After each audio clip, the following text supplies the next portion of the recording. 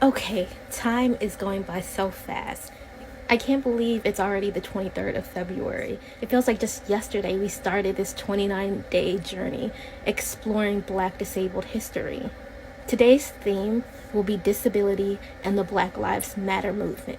Did you know that 50% of people killed by the police have a disability? Many of these people have hidden disabilities or mental illnesses.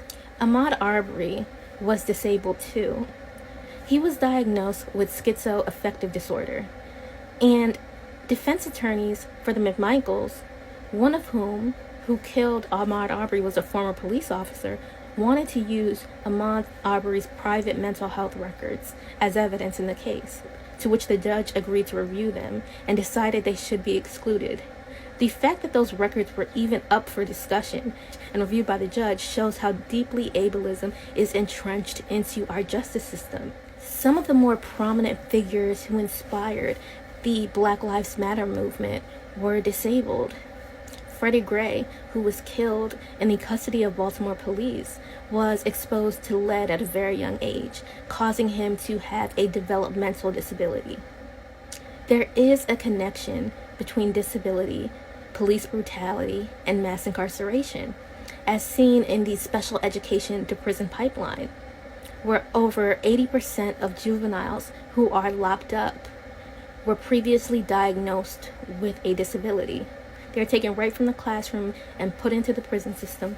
Given all the information that was shared here and that you now know about how often Black disabled people are murdered at the hands of the police, do you believe Black disabled lives matter? Their disabilities and how law enforcement mistreats Black people like them continue to be erased from their stories. In my own experience, after the murder of Freddie Gray, I went directly to Baltimore during what the media referred to as riots. In reality, it wasn't a riot, but an uprising. When I arrived to assist in the cleanup, there was singing, there was camaraderie, and I was directly in the CVS that was burnt down. All I saw was a community coming together to mourn, but also coming together in strength.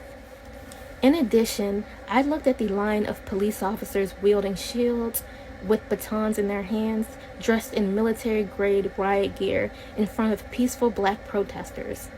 The officers were confused, and some broke their fixated and emotionless stares ahead at the crowd to look down in shock and slightly confused that a young Black woman in a wheelchair was there, given the exaggerated news reports of violence in Baltimore.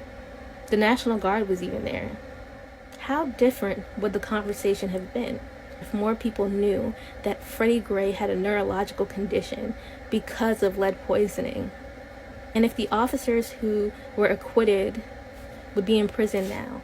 It's unlikely, given Black disabled people don't receive nearly as much empathy as white disabled people do. How would the jury have ruled in the McMichaels trial for killing Ahmaud Arbery if they were allowed to read his medical records and know that he had a mental illness?